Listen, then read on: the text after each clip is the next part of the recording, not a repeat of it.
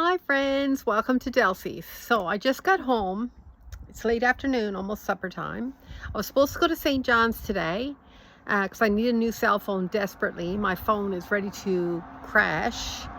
And plus my granddaughter dropped it in the bathtub the weekend. So now the plug-in, it doesn't charge very good.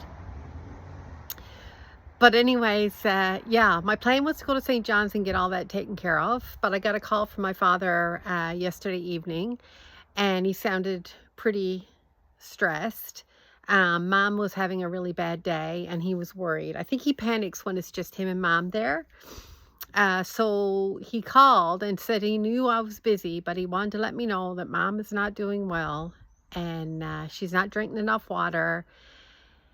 So, I could tell he needed me, so I got ready this morning and went out. I told him I'd come out. Now, when I got out there, he was a bit upset because he wants me to stay. That's the thing. He wants me to stay with them, but I don't have the time. I wish they were closer. I told him it'll probably be a week or more before I can come out and stay for 2 or 3 days. But my brother is out there in the evenings, so he can drop in if they needs anything. But I brought him out a bunch of food. I checked on mom. They got a new cell phone that they needed help to learn how to use because mom left her other cell phone in Ontario, which is actually being mailed to her. But yeah, she left her cell phone in Ontario, so they were I guess they kind of felt stranded.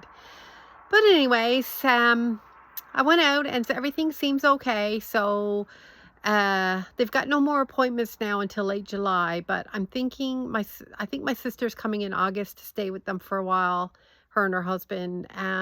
Yeah, so it's just take it day by day, but they're kind of in that gray area where they can't really be alone, but dad does enough to keep the house going. So I don't know. Some big decisions to be made. And those who have gone through it know exactly what I'm talking about. So I just wanted to share a little story. When I'm in the car, I always put on CBC and listen to like the interviews and stuff like that. So today they had an interview, or they were talking to, telling a story about Stephen King. I'm not a fan of Stephen King books. I don't like anything like this, horror movies or anything like that. But Stephen King, for anyone who doesn't know, he's written like 60 odd books, I think. Anyways, he's and a lot of his books are turned into movies. But they were talking about like rejection and how when you have a passion for something and you keep getting rejected. And I had to listen to the story. Like Stephen King is so big now, but apparently when he was in his early 20s and him and his wife, like they were close, they were on the brink of welfare. Like he was, I think he was teaching in English. He was an English teacher, but he wasn't making a big deal of money, and she worked in a donut shop, and he said there was times that they come close to losing it all. Um, they didn't even have a phone. They couldn't afford to pay for a phone. I think this was in the early 70s or mid 70s. Anyways, I think it was like 1973. So do you know that it took him, the book Carrie, he wrote it, and as he was writing it, he wasn't connecting with it very good. So he threw it in the garbage. And his wife took it out of the garbage and told him that she thinks he should still continue working on it. And he did. And do you know it took him 30 rejections before he got his first deal for the book, Carrie. Now, the movie Carrie, I seen it when I was younger. I'm not a fan. It's not, for those who like that kind of stuff, I guess it's a huge interest, like movie for them. But for me, I just didn't like the movie. But imagine being told 30 times that what you're doing is not good enough. And then if he had given up, like if his wife never took that out of the garbage, and told him to keep it up, or if after 20 times or after 15 times, even after 10 times, he just said, you know what, maybe this is not as good as I think it is. If he had given up, we wouldn't have the book Carrie. And where would he be? Where would him and his family be? Like he said, he ended up with a $400,000 deal with his first book, Carrie. And that was life-changing back in the 70s. And I don't know if anyone's ever like Sylvester Stallone. I like Sylvester Stallone. A lot of people don't like his acting. I gotta be honest, he's not really a good actor. There's only certain parts he can play, but there's something about those parts that he plays. And I watched his documentary on TV. And again, back in the early 70s, he wanted to be an actor, but of course, I think he only had one movie that he played in, and it was a flop.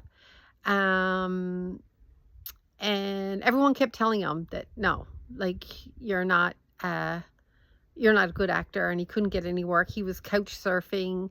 And while his friend Henry Winkler was doing so good, he just wouldn't give up, even though people were telling him that he was no good. And like he said, the way he talked, he said he slurs his word, and I didn't know it, but apparently something happened to him when he was a kid. He had some kind of sickness in his jaw, and that's why he slurs like he do. And so anyways, he went to acting school, but he said he was always told to give it up. But anyways, I don't know if a lot of you know this, but he actually wrote the story Rocky and started it because he knew that the only way he was going to be able to be a good actor was if he wrote his own movie and started it himself. And when he was couch surfing and never had a cent to his name, he was offered, I think it was 250,000 for the story Rocky, but the only stipulation was he wasn't going to act in the movie. And he turned it down, even though he didn't know. He had no way of producing it himself. And I can't remember exactly how he got it produced, but he wouldn't give it up. And he said like 250,000 back in the early 70s, that was life-changing. But he just knew that he wanted to be an actor.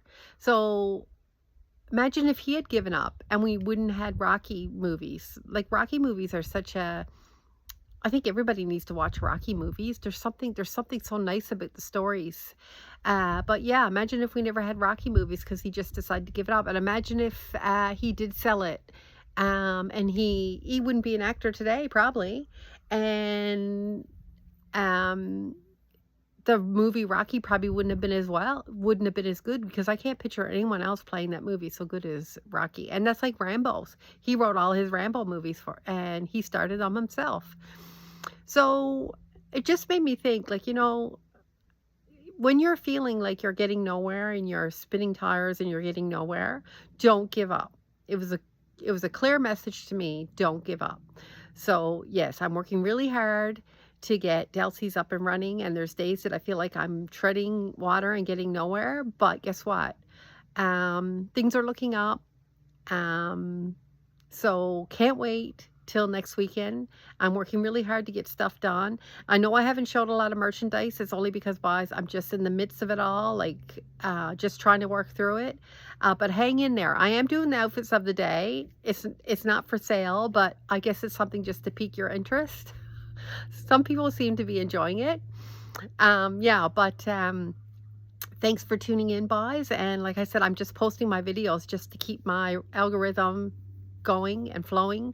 And as soon as I get everything up and running for next weekend, you'll be able to see a lot of my merchandise. And like I said, I'm going to have my first tent weekend, July 11th, 12th, and 13th. Friday, Saturday, Sunday, noon till 5.